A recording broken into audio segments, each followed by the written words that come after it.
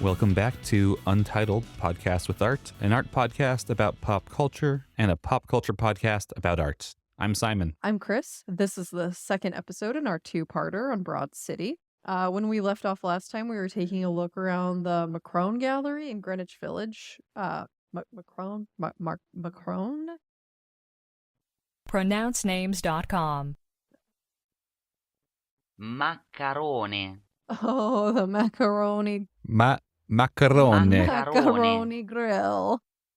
And that is where Abbi and Alana were attending the opening of a group show for one of their friends, and there's a lot going on in the background of the scene to explore. Okay, you just sent me an image. It looks like it's of a painting. I'm going to guess an oil painting because it looks kind of fuzzy. I know nothing about oil painting. I just know that like acrylic painting tends to look more crisp, and oil painting looks a bit fuzzy. It could be gouache. Yeah, I mean, it doesn't seem like it's on a canvas. It seems like it's on paper or something. It looks like if you put the average white man into a soft serve machine that was able to still keep his hair intact like it was a Lego piece and just squirted him out on the cone and painted the part above the cone with a pink background, that's what we're looking at here. But like eyeballs, mouth, like lips, teeth, nose, Nothing. those don't go through. Yeah. All on a nice pink, Gotta fleshy background. Gotta clean the filter out because there's eyeballs and teeth It and is lips. time to clean the filter. You don't want to delay that maintenance. Otherwise, you're going to be buying a new soft serve machine way sooner than you budgeted for. So what is this? What are we looking at? This was in the background of the scene in the art gallery, and I did like a reverse Google image search, just trying to find evidence that maybe this was by an actual artist. Really couldn't find anything about it, so I assume it was a props department creation. I really like it. I mean, I do too. It says so much about the mushiness of man. As a man, I'm quite mushy. Yeah. I feel like this work speaks to me. I mean, and in the vein... This is the identity work I've been looking for. In the vein of Harry Braun's balls. Crys, no. I know. It also looks like if a man was just a penis. We've looked at so many penises today that like I'm really trying not to go there anymore. Like when you're an art podcaster, everything looks like a penis. Well, it's like looking at the Princess X piece. Once you've seen the penis one, the rest of them look like penises. When you're a hammer, everything looks like a nail. The membrane between penis and art, it is thin and it gets threadbare really easily. Oof. Yes. You're gonna need some lube for that. Some ointment.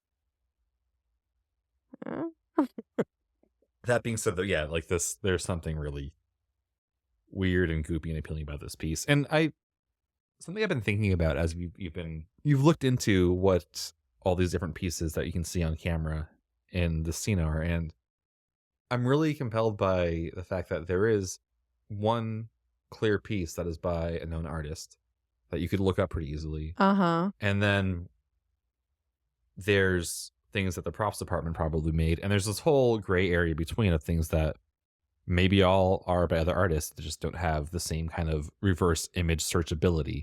But yeah, there's a few things there about about being in that gray area too, but also I would really love to hear about what the props department did to make these things that were made as props that were supposed to look like believable contemporary art. Yeah, I want to know very that convincing. too. Yeah, it is all pretty maybe convincing. I'm wrong. Like, maybe these are all things by maybe they just sourced these and put people's work in there. But it would be great if we could see or easily find out whose work that was. I did a lot of looking around and couldn't find anything, so I assumed that it wasn't readily available information, because I did find out that the Thirst piece, which is the Arnold Schwarzenegger G.I. Joe sucking on a highlighter pink penis via bendy straw. Thirsty Arnold. I found that piece very easily, and the others were just, it was like pulling teeth. So I did, and we'll talk later about other like notable artworks that we've seen in this show. Not so difficult to find. So that's why I thought like they just weren't actually by any sort of notable artist or anybody who knows a thing about SEO in that case. We haven't really talked much about Maxanne's painting that's in this. Her painting, when we see her, it's a white canvas and it's of a fingerprint. She talks about how she painted it with the soft end of a feather. So it took her 2.5 years. And is this why she's never shown before? Because she's spent her entire time like post-college. I mean, if she's like 26, she probably spent her entire time post-college painting with that feather. She needs to diversify her portfolio. This makes no economic sense. As somebody who has thought about and attempted large-scale work that would be extremely labor-intensive, it makes no economic sense. And she needs to do some like small steadies to supplement her more ambitious projects. But I mean, it's also, I mean, one of the tropes that I think immediately jumped out at both of us when we were watching this is the idea that you can measure the value of art by how many hours went into creating it. And as someone who spends too much time on Reddit, like whenever you see people post work on Reddit and they post the number of hours that went into it, like this took me 150 hours or this took me 10 hours. I don't know. It's gauche, right? Yeah, it's the same reason why you see people say stuff like, my kid could do that, or... Oh yeah? Does your kid have 150 hours free? Yeah, does your kid have Probably. 150 grand to go to a top tier art school and network to get their work into MoMA? No. And that is the hard part for us who were born into money and have it all. That's not me. That's somebody else. The imaginary parents that... The imaginary parents. It's a complete misunderstanding of what makes art valuable or interesting, because it's completely devoid of the context in which art is made, which is that it's a conversation between different artists and different movements. It's a response to different time periods. And when you divorce that and make it just like a quantifiable amount of time that something took, you're trying to assign it a value on something that doesn't matter. I always see it as a way to try to communicate the value of art to people who don't believe art has inherent value beyond the amount of labor that went into it. Right. Yeah. It's like I went to the art factory and I produced 20 art units today, and that just, it doesn't matter. 20? Yeah. It was a good day, I think. I produced 20 arts. I mean, I made 20 art units. It's What's different than 20 arts. What's the value of a barrel of art these days? Yeah. Crude art. Yeah, if you could make bombs out of crude art, then all artists would be millionaires. Imagine the market for ceramics. All MFAs would be fully funded. By Lockheed Martin. Yeah. Lockheed Martin, please sponsor this podcast. Okay, this, like, I would love to just look around a bit and hear more from people who have gotten various recognition for art things. From my experience, this happens in high school because I was doing art and stuff in high school. And I was in a suburb of Portland, Oregon, and it was the 2000s. Yeah, Portland's kind of an art city, but it's also kind of not. But I remember winning like a $500 scholarship that came with a trophy for art from a car dealership. Shit, that's awesome. Yeah, I have it somewhere. I want my car trophy for art. But how far is that from getting like a missile scholarship? You know, I've gotten awards from the Ford Family Foundation, and it feels a little weird to be getting like, it feels kind of like this art money brought to you by climate destruction, I mean, ignorant here, but that is the Ford family that makes cars. Yeah, the bleeped out family who makes cars. Please give me more money again one day. That love is the you. literal art factory. Yeah, exactly. So the Blue Apron Family Foundation, the Casper Mattress Family Foundation has given me an award. What were we talking about? Art trophies. There should be more art trophies. There should be more like art actors trophies. get them. They get Oscars.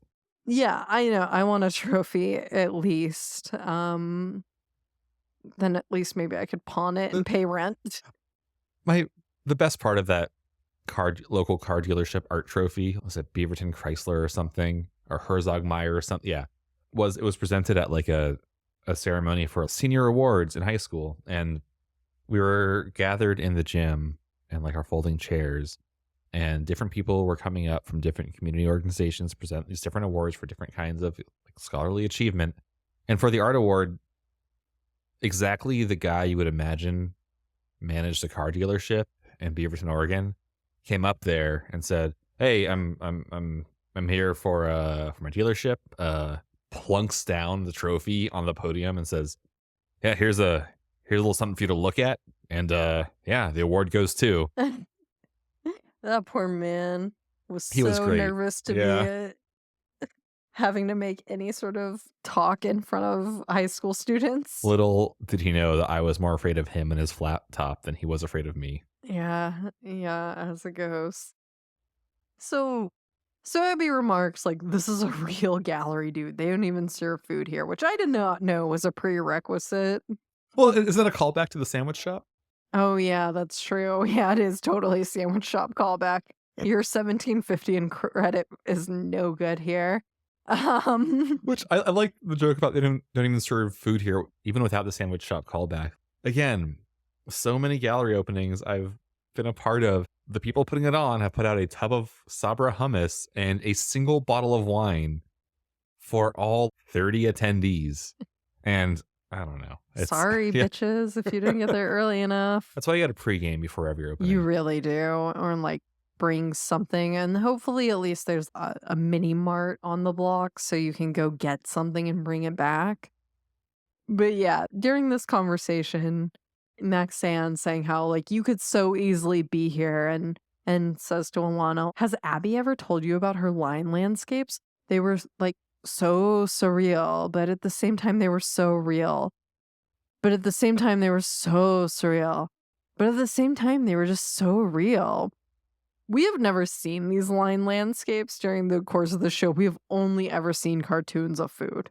Just a reminder, I'm still, as a viewer, confused as to what Abby is looking for in this world. If she's like not doing these landscapes. And then at this point, Maxine says something like, "Oh, Abby, that's the curator. She would love your stuff." And like trots over to go find this curator who I think is wearing a crazy hat. That's how you know that she's a curator. Yeah, exactly. Big floppy hat. Big floppy hat. Something during this whole interaction has made Abby desperate to get the security ink tag off of her shirt. There's a whole backstory there, but she Because decides the curator will think that she shoplifted it. Yeah, it's this whole thing about like Maxan being mad at an old roommate stealing her clothes or a friend. It doesn't matter. Abby starts struggling with the security ink tag. The ink in it explodes and goes all over Alana, Abby, and Maxan's painting. Maxan can be heard shrieking in the background. And at this point, a random background actor just starts slow clapping because he thinks it's a part of the art. And the person he's with stops him, which is just great. It's the gag of, is this the art? Is this the art? Yeah. It's a trope that comes up over and over again. I'm sure even Mr. Oy Vey himself. Oi boy? Is that what it was? Is it Oy Boy or Oi bomb, excuse me. Oy Bomb. Mr. Oy Bomb thought that he was being upstaged. So Maxan really wants them to leave. Alana gets herself stuck to the balls. Because they're magnetic for some reason. They're Her chain gets caught to the balls. Either the chain around her waist or the balls are magnetic. We're not sure which. She gets kind of like stuck to them. I just want to note that back when I wrote out these notes, I just wrote KAWS is like balls. I think I was trying to like come up with some parallels in modern art, and I guess I just think KAWS is like balls. Can we dig into that a bit more? I don't know. No notes. I mean, We'll put out a poll.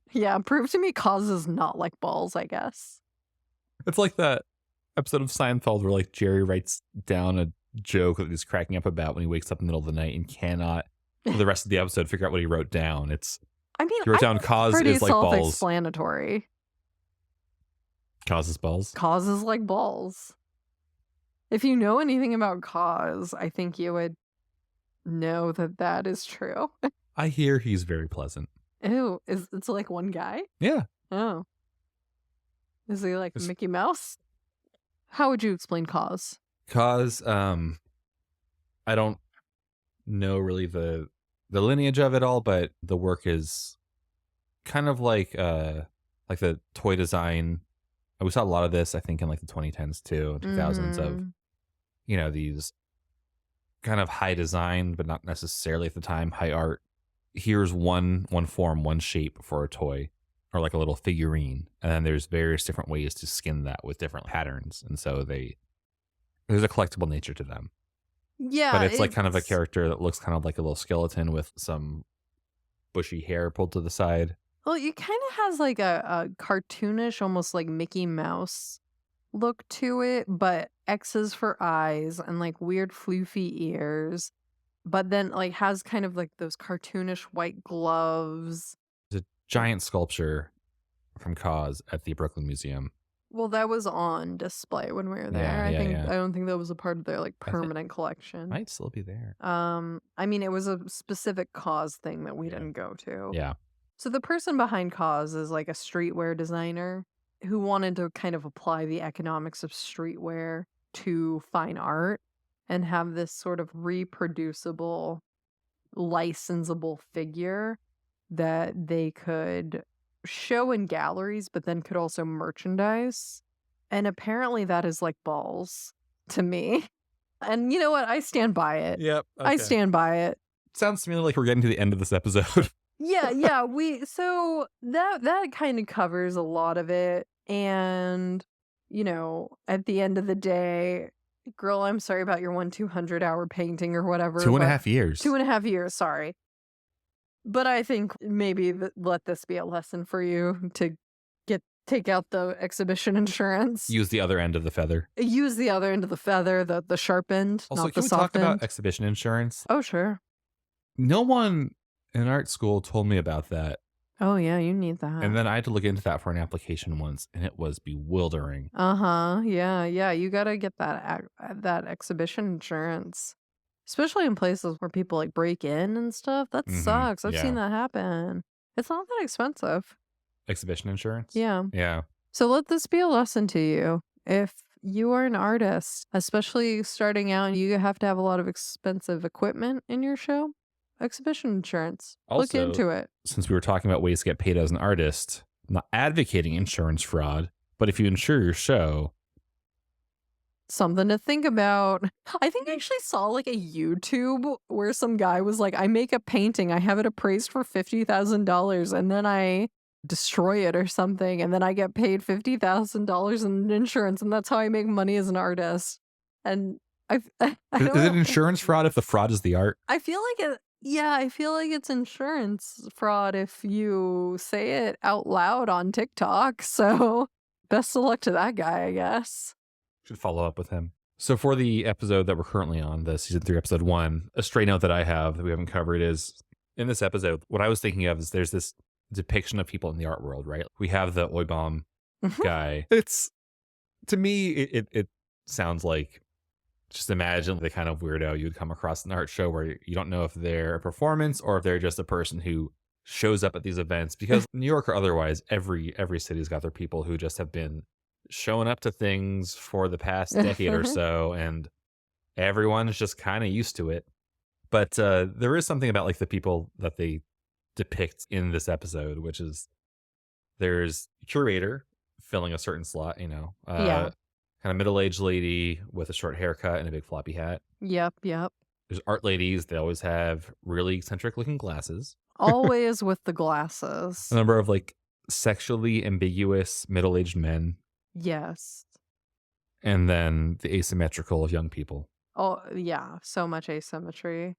I know, you know what? I'm seeing in the background of one of these images another Danny McDonald. I just didn't get so much view in any of the close-ups or anything of the work. So, yeah, good to know. Yeah. It's a Freddy Krueger. Looks like he's sitting on the shoulder of warped Abe Lincoln. I think maybe Gollum is sitting on the shoulders of the Freddy Krueger. I'm not sure. Sounds wrinkly, like It through and is through. very Yeah, wrinkly, okay. yeah. All right, so season 5, episode 5 is titled Artsy Fartsy. And it opens in a fancy bookstore, kind of artsy alt bookstore, not a typical Barnes & Noble, where Abbi is selling some of her cards with the illustrations of the celebrity's favorite food. So again, this keeps coming up. It's always kind of the same kind of illustrations and art that she is doing. Who does she see browsing her cards? It is somebody she knew from college named Donna, or as she is called in this episode, You don't have to say it. Smelly Pussy Donna. One of the things I love that when they start talking to Donna is she says, "Oh, are you still doing your art?" Like Abbi was into drawing manga in 5th grade or something. Have you ever been asked that? Oh, Well, you're good about not telling anyone that. yeah, I just who's don't known you tell more than a anybody year. Yeah. Nobody actually knows I do art. I just like every once in a while people be like, "What are you up to this weekend?" And I'm like, "I'm going to Europe for a show." And they're like, "Wait, what?" And that's that. Renaissance lady. Bye. Bye. Well, it turns out that Donna is now a coordinator at MoMA. A coordinator of what? We don't know. Events, maybe? I don't know. And she invites them to a party she's throwing at MoMA tonight. A party for what? We don't know. That is all the info we get about Donna. Alana can't attend because she's having an anniversary / renegotiation / check-in dinner with Lincoln, her boyfriend. I just wrote in here in parentheses, Jesus fucking Christ, millennials, period. And she puts Abbi on the list and says, they are excited to meet you. Who is they? Is it like the admin assistant who has to make the spreadsheet? Who are these people? What is MoMA. this? It is just MoMA is excited to meet you. It is the art world. Is Yeah. excited to finally induct you into their ranks. Mrs. Rockefeller. Mrs. Hamburger Lady. What? No, sorry. Abbi is the hamburger Amber. lady. Yeah. Oh, hamburger. What? Hamburgers on whoop beer. Hamburgers and whoop beer. So Abbi is supposed to work that night, but she calls out of her cater waitering job so she can attend the party. Wait, I've heard you say cater waiter a few times. Is that a term other people use? Yeah. Okay. Cater waiter is a super common term. Okay. What else would you call somebody who waiters as a caterer? A caterer? A waiter caterer. Well, but you have the like people who do the cooking. You have so many different roles, a caterer, but like a cater waiter is a specific kind of waiter. My goal here isn't to You're spend not too much... working for tips if you're a cater waiter. My goal here isn't to spend too much time on this. It's just that I wish that every job had a fun name like cater waiter. It's exciting.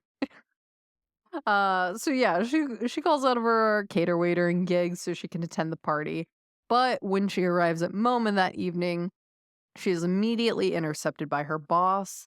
It turns out this was actually the event she was supposed to cater tonight. Hijinks ensue. She is handed her red beret that is a part of her cater waiter uniform and is told to start circulating. It took me a few watches of this to realize that they gave her a beret to wear at her art function. Yeah. Just the insult to injury of, okay, you have to pretend that you're not here waiting on these people, but also you're going to dress like everyone in the art world thinks people who aren't part of the art world thinks of them. Yeah, like she's wearing a cute dress. It's a floor length, maybe like cocktail gown. It's not like super fussy and formal, but it's definitely like a pretty nice dress. But somehow the red beret actually works with what she's wearing. But then it does make her look like a try-hard art person. But then she still does match the rest of the cater waiters. So if she gets seen in the hat, which she does several times, she gets odd looks from Donna. So we see Abbi attempting the scheduling conflict variation of the 2-timer date trope. 2 prom dates. Exactly. So Donna is great as a comedic actor. At one point she says, Jeffrey Shaw Michael Thomas is here. He has nudes of me. Sick stuff. Let's go play nice. To Abby, and walks over there. I couldn't really figure out the provenance of that joke. I thought it might be a reference of some kind. It's delivered in this way that's very knowing, but I'm not really sure who that joke would be for. It's delivered in this way that, like, you see a lot of, like, Harvey Weinstein or Bill Cosby jokes delivered in, like, 30 Rock or something. Um, and I couldn't figure it out. I'm not that deep into it, I guess, or maybe it was just a general kind of, like, sex pest joke. The farthest I could get with it is that the guy has 4 first names Yeah, for his full name, like Jeffrey Sean Michael Thomas. Like when you, that's a red flag, ladies I mean, and gentlemen. if there are 3 names, you're a presidential assassin. Right. If there's 4, you're probably a sex pest You're an artist. old money sex Sorry to pest. anyone. I mean, I'm looking at a book right behind you right now of someone who has 3 first names and a last name. So We don't know them, and they're never gonna hear this. but Well- it's totally a thing, right? It's like Yeah. of dudes going by every possible name they can. Yeah. Because otherwise, you're just Jeffrey Thomas. Right, and good luck Googling that. Well, this Jeffrey Shaw Michael Thomas, is standing next to a highlighter yellow 5-foot tall virgin statue Mary. He's standing. This like so many virgin statues, Mary. Yeah, this Jeffrey Shaw Michael Thomas is standing next to a highlighter yellow 5-foot tall statue of the Virgin Mary. And this piece is it is a real art piece. It's by the German sculptor Katharina Fritsch, and it's titled Madonnenfigur, circa 1982. And it is in the MoMA's permanent collection. When I looked at other pictures of this work, it looked like it was made of butter. Like it was sculpted out of butter, like the art show in Don't Trust the Bee. Was the original piece made from butter? No, the original piece was cast from a cheap souvenir, and it was not of okay. butter or I was- any other sorts of clarified dairy products. Because I was shocked to learn in my younger years that the giant photos at Baskin Robbins of ice cream that are close-ups of what looks like delicious ice cream are in fact mashed potatoes. mashed potatoes. And the whole best kind of mashed potatoes, the kind from a box. scooped with an ice cream scoop. Cancel me. Cancel me. You worked at an ice cream store. Were you involved in the photo shoots? I was not involved in anything with mashed potatoes, and that's all I'll say on the matter. All right. Anyway, yeah. I wonder if, like, for the camera lights, were this made of butter, would they have had to make the Virgin Mary from mashed potatoes and dye her yellow? Well, yeah, again, this is a sculpture from 1982, so if it is made of butter, good job on temperature control, I guess. I actually really like this piece. It's got a lot of obvious influences, like from Warhol. She was a contemporary of Jeff Koons, who I think, he made it. If you're unfamiliar with Jeff Koons, some of the work you might know are his balloon dogs, these like oversized sculptures of balloons. He also has work called Tulips, and apparently he's also a fellow Micah alum. Interesting. Micah's a real place? Micah's a real I place. just now got there. Oh, I kind of thought you might not think it was real, and I've been trying to like let you know that it is real, but I don't think you were catching on. No, I had no idea.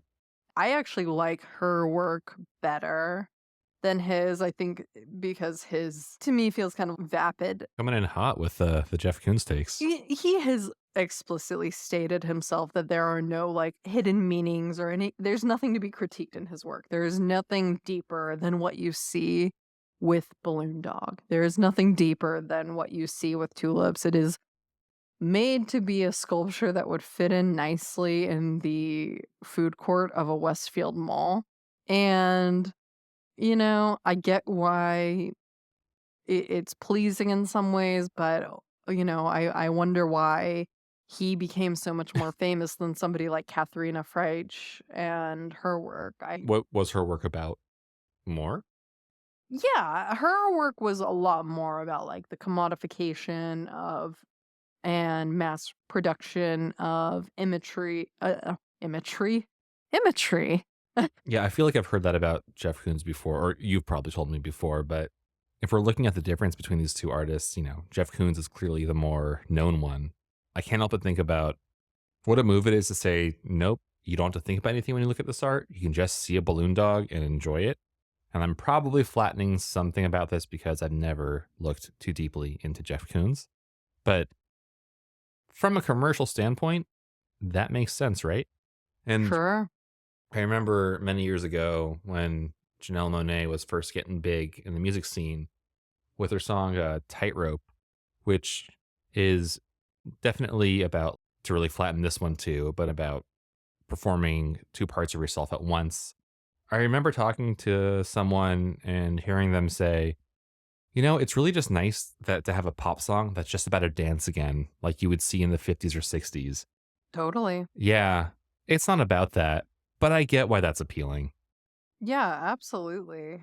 Yeah, I feel like sometimes we've lost the drive to see art as just an aesthetic expression and always has to have like some deeper social or political meaning. And I'm not immune from that kind of urge, I guess. And I don't think that it is necessarily inherent. I think sometimes things can just be aesthetic. I just once you get like gender involved, I wonder why, like certain people have had more success. And is it because of their race? Is it because of their gender and things like that? So, another fun little connection I found Danny McDonald, who we talked about with the previous gallery episode when they're at Maxan's opening, who did Arnold Schwarzenegger, G.I. Joe doll, sucking on a penis via bendy straw. His first solo show was in 2019. It was called Fire Sale on Earth at Ordette in Milan, and it featured a piece titled Unexpected Condition Reissue Reduced Presale Estimate 2019. And this is a sculpture that features a silver Koons style balloon dog next to a Freddy Krueger doll in an ill-fitting suit. And I honestly have no idea what this like piece is about. A lot of his work is about the normalization of violence in our culture. It's about dehumanization and, take that Arnold Schwarzenegger sculpture. It's so out of the norm to see this masculine figure situated and interacting with this like pink phallus. And it's not just a bendy straw, isn't it like the kind of bendy straw you would see in like a plastic slushy you would buy at Marine World Africa USA or Yeah, something? it is. It's Has a little also cap on it. uh-huh, Yeah. uh-huh. It's also like almost catheter-esque, the way Hmm. it's like coming from the penis. What's that piece called? Thirsty?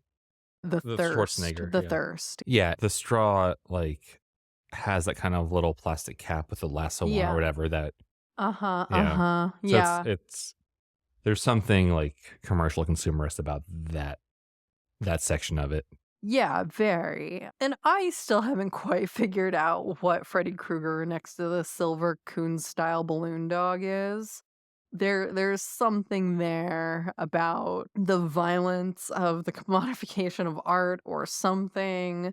Not really sure, but I just thought that was a fun little connection between the Katharina Fritsch, the Jeff Koons leading you to this kind of, I would say, probably critique. Again, I couldn't find a lot of reviews or write-ups or anything that mentioned this piece, so I don't have a lot to go on when I'm talking about it, but my blind read of it is that it's some kind of critique of that Koons style of pop art. And it's interesting to see how Danny McDonald approaches that. And I just want to say like I think that's the fun of this podcast and what I'm hoping to do more of in the future is talk about how all of these artists are in conversation with each other. I think it is a mistake to ever try to view art in a vacuum or art as a singular piece. of work, and you have to see it as it's a bunch of people trying to make sense of art and themselves and their work all at the same time. And it's something that we are a part of as the viewer as well. Yeah, well said. Oh, I do have the exhibition statement here from Danny McDonald's show Fire Sale on Earth. So an excerpt from it is, In the Trump era, grotesque levels of environmental destruction, scandalous plots, distortions, and diversion tactics have tested our resistance to accommodating abuse and to the normalization of violence, obscenity, and dehumanization.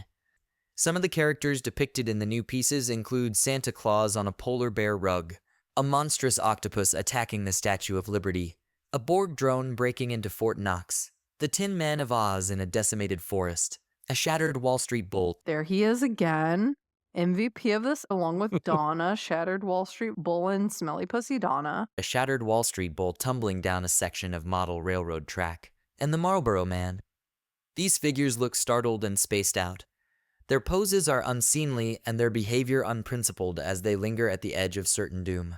In the context that Koons talks about his work, it's just a balloon dog. It doesn't mean anything. Next to this Freddy Krueger doll in an ill-fitting suit, I think becomes kind of interesting. Like, why is Freddy Krueger there? This kind of like, I am afraid of Freddy Krueger. When I was a little kid, my cousins, when I would go to my grandparents' house in Mississippi, they would tell me that Freddy Krueger lived in the basement. Why would they do that? Because they were mean, and children are mean, Simon. And so I was terrified of that house. It was this 3-story farmhouse with a basement. And I was so afraid of that house.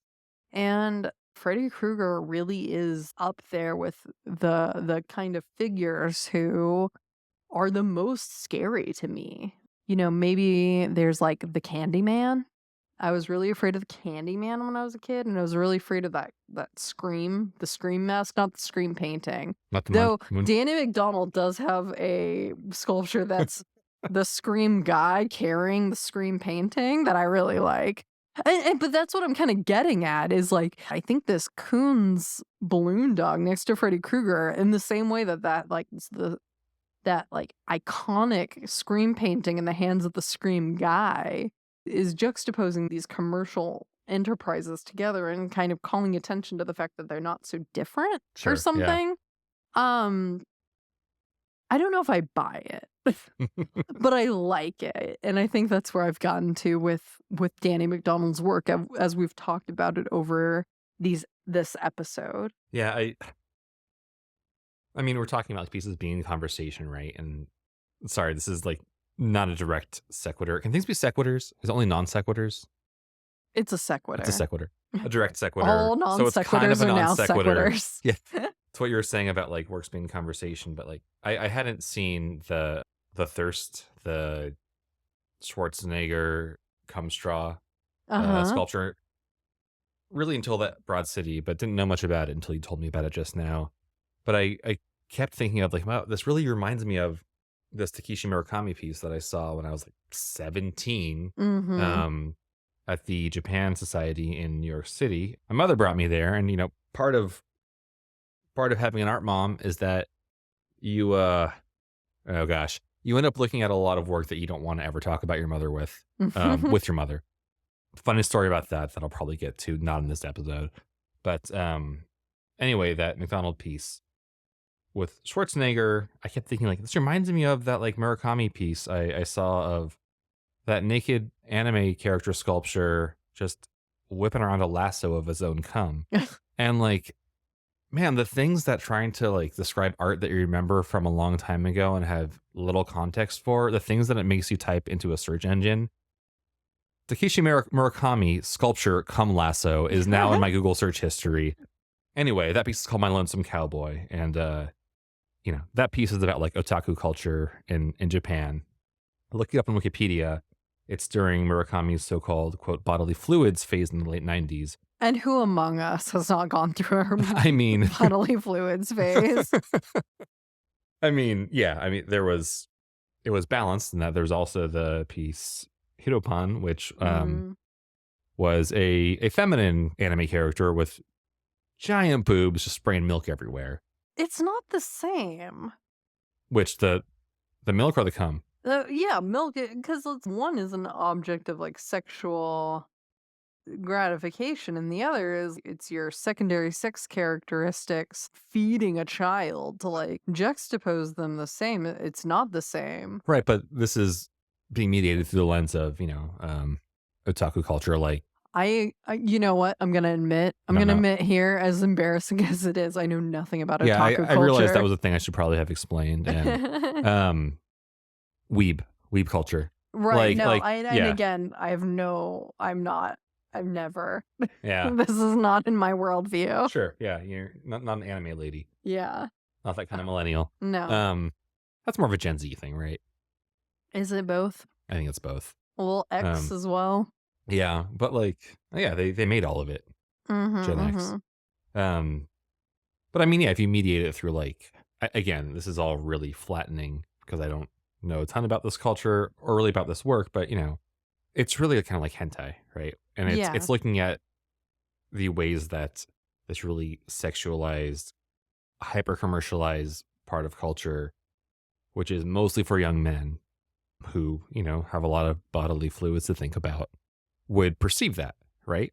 Sure. Like there's a sexual prowess part of it and there's the mommy complex part of it. Right. I think that's a bit of what the work's getting at.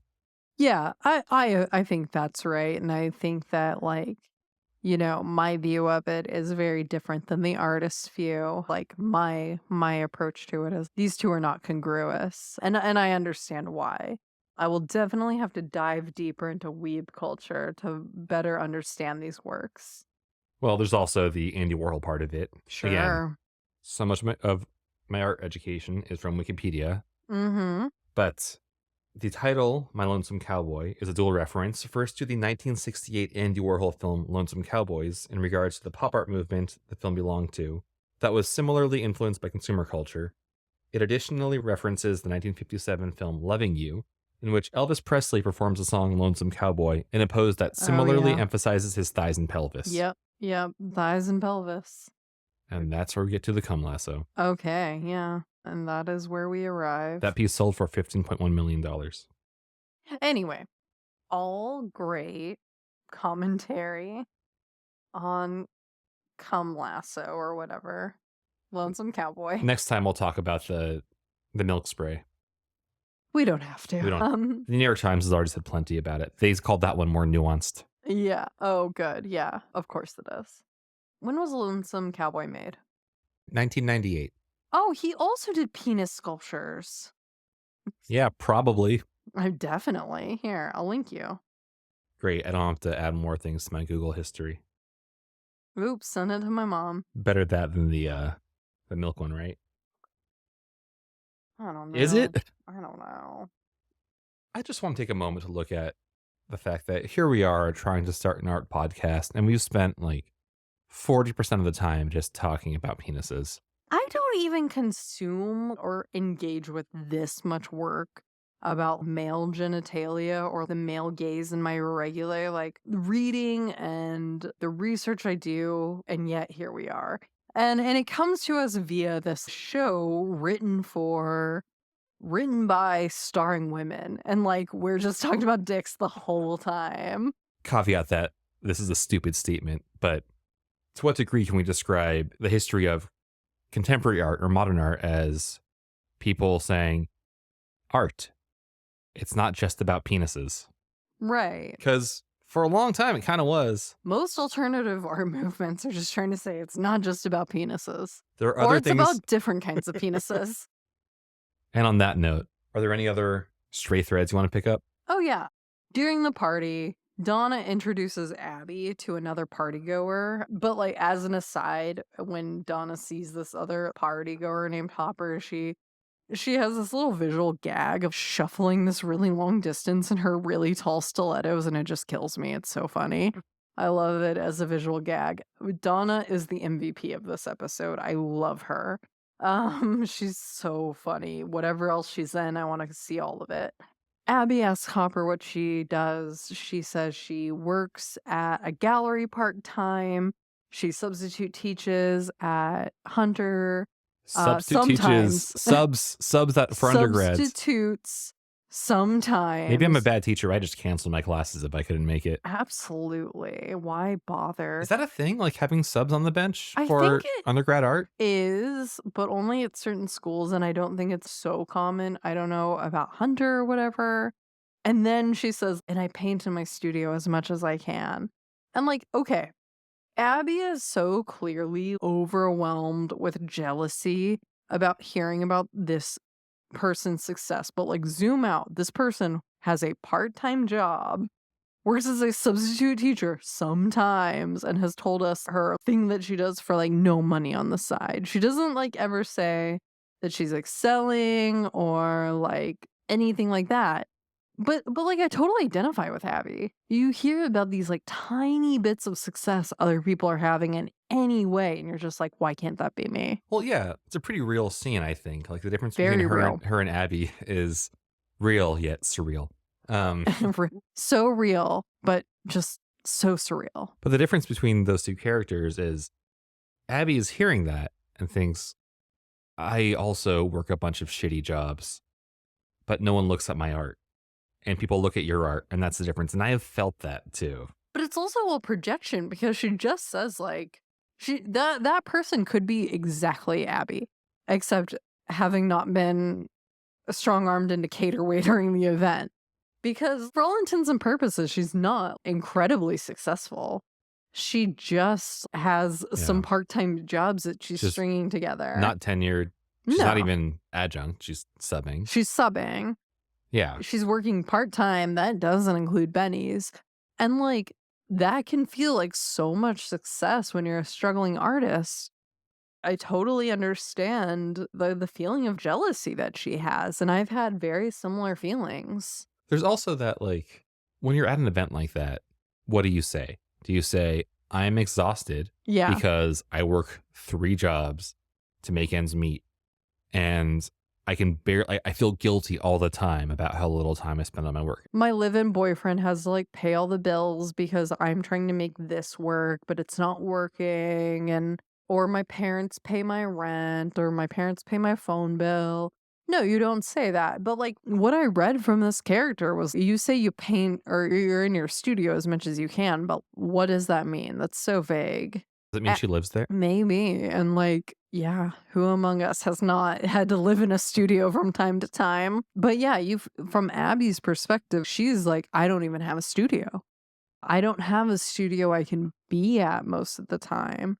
I did think that was a really real scene of how I think the art world often gets described as competitive, but I don't think it often gets represented properly. And I feel like this is one of those things where it's like everybody is vying for crumbs. Agreed. And with that, there's in my stray notes section here, I have a little exchange from a different episode written down. Well, there's 2 actually. There's one where Abbi's at a bottle return and, returning a bunch of bottles for a few dollars. And she turns to someone who's supposed to give her the check and says, I don't really need the money. I'm an artist. And the person says, I'm an artist too. I'm showing in New York and London, working at the bottle return. Yeah. And with that, there's another moment in a later episode where there's a whole plot about Abbi's favorite sweatshirt from Micah. Oh, yeah. And I forget the details of it, but she gives it away at the end. She loses it at the dry cleaner or something like that. It's a whole like hero's journey to get it back. And she gets it back and realizes this can bring more to someone else than it can to me, and sees a houseless person, or a presumably houseless person, sitting on the street and hands it to him. Says, here, I feel like you would get more out of this than I would. And he looks at it and says, I don't want this shit. I went to RISD. And it's summer. He says something about how it's like summer and it's hot out too. I love that. And yes, I get it. I get it. So if you remember, Abbi has been pulling double duty this entire time during this party, and the jig is finally up when she spills a tray of canapes on some woman, some party goer. Her boss starts to berate her. Donna comes over and is like, I'm sorry, Abby is an up-and-coming artist. She's not a caterer. And I just want to ask, how are those things mutually exclusive? I need answers. He's not an act. He's not an up. He's an up and coming actor. He's not a caterer, which just obviates the entire show party down. Yeah, right. Yeah. So the woman turns out to be Toy Harris, and in the words of Alana, "Whoa, who is that?" As Abby is telling her later, and so I thought that this was going to be like a cameo by an actual artist I had never heard of. This show is no stranger to cameos. Like Hillary Clinton makes a cameo. There's Alan Cumming at some point. It's got a lot of cameos. But I tried all the spellings I could think of for this woman's name, and all I could come up with was a white male comic book artist who has drawn Iron Man. And IMDb just showed that this character was played by somebody named Joy Lee. This isn't a real artist. And I found that very confusing. Well, she was very convincing. She was so convincing. She was so good. I was like, you should be an artist. You wear that yellow dress really good. I thought that was such a weird choice because I feel like you could get a fairly famous or like well-known artist to be in that role and impart sage words of wisdom to Abby about how, it's not a bad thing to have to be a caterer or waiter while you're working on your art and stuff. But it felt weird. The whole thing felt weird once I found out that it wasn't actually a real artist. Yeah, it's like weird that it's like I thought this was in this fiction show. I thought that this was going to be nonfiction. I mean, from the other angle of it, like you could have just someone could have made an entire fake artist that, like, as the art project is known because they played this presumably real artist in this show. We should do that. I mean, it's like, what is it, that Eva and Franco Mattes piece, like Yes. Darko Maver, where they made a fake photographer, like a fake war photographer, and, right? that was whose work was entirely just images that were pulled from rotten.com, if you remember that. And I don't want to. You Thank don't, you. but like, yeah, there's a fairly rich history of making up fake artists from the successful end and working backward. Yeah, and now with Missed opportunity AI, here. we could totally, work that in. And she already has legitimacy. What kind of artist is she? We open to interpretation. They never say. She draws things with paint. She draws with paint, yes. And that kind of, this MoMA party actually sets us up for what ends up being the end of the show. So if you haven't seen all of Broad City, major spoilers ahead, I guess. How long has it been out? Like, I'm not gonna say because it's longer than I want to admit. It's like almost 10 years, honestly. I'm the right? kind of person who gets mad when things from like 15 years ago get spoiled for me. So yeah. Spoiler alert. Let's go. Wait, no, it's not 10 years. Okay, now I feel better. So yeah, I'm like, I found out what happens in The Wire one time, and I was like, what? You can never tell me. I still will watch it someday. We'll watch might not it be together. today. Might not be next year. It might be 5 years from now, but I will freak if it gets spoiled for me. I'll watch it on my deathbed. So At least I finished The Wire. So, what happens is this residency that Hopper was talking about that she went to in Colorado, Abby ends up applying to it, and she gets accepted. I could not figure out what like residency this might be. I kind of Googled around to see if there was like a residency that would accept illustrators like Abby is, where they like stay in dorms, because she mentions that. Couldn't really find an example. I mean, I feel like there are many residencies out there. Different definitely. kinds. Some that Yeah, I was just trying to see if it was based on a real residency. okay, based on like an illustration residency or something. Or like just, it seems like, I mean, I think especially when you're younger, like a younger emerging artist, you tend to go to like bigger residencies, like where like you have larger cohorts and more people like in your are going to the residency. So yeah, I couldn't find what I thought might be an analogous residency that exists in Boulder, Colorado, which is where it's supposed to be. But yeah, there are plenty that are like that out there. And then so she decides that she's gonna like leave New York for good to go to this residency and figure out what she's gonna do afterward. And so she packs up all of her stuff. And I have seen Broad City like through 3 or 4 times, I think, and I cry like a baby at the end. I'm even like gonna tear up right now because the last episode just kills me. It is so sweet, and I love this show. Well, yeah, she finds a thing for herself. Alana goes to grad school Yeah, to be a therapist, and they're very sad to leave each other. so sad. And yeah, Yeah, it makes me want to cry. And then we get in the final episode, we get or maybe it's the second to last, I don't remember, but the scene where they do Molly together. that's your favorite thing, people in comedy shows doing drugs together. So funny every time. I never get tired of it. And yeah, they talk about their feelings, and you can tell that they've both actually done Molly, which is really funny. Probably together. Yeah, probably together. And they work out all of their shit and their codependency, and it's really beautiful. And I just love that show. All right. Anything else about the residency? About Abbi being there? Nothing about her being catalog fall lady, walking by the river with her latte, living her best life. Yeah, she looks so, I don't know. I'm like, what is this? Where is this field? I guess in Boulder, between Yeah. some of the mountains. I mean, we've been to Boulder, to the Taco Bell Cantina in Boulder, so maybe Boulder's #1 attraction. Yeah. Maybe if it was anywhere near there, then I'd know, but that's my only.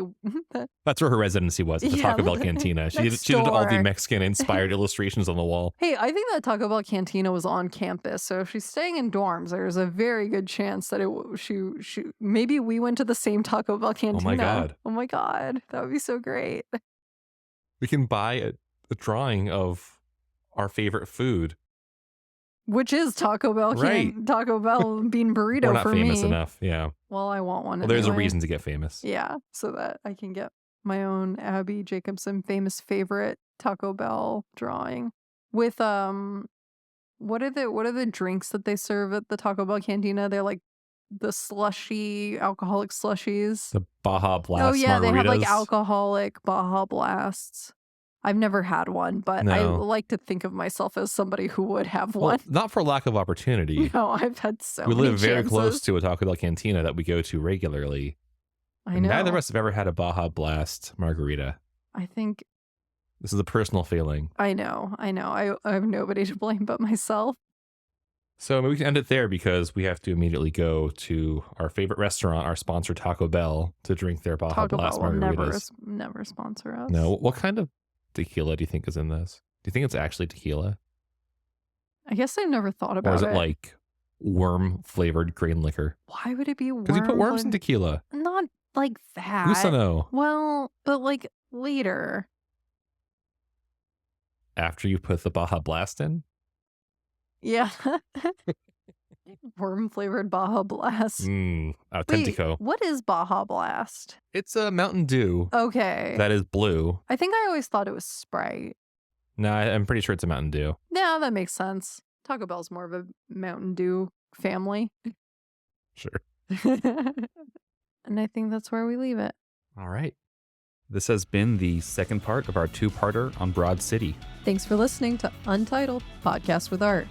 Our music is by Layers and Layers. Check them out on Instagram at Layers and Layers. That's LAYERSINLAIRS.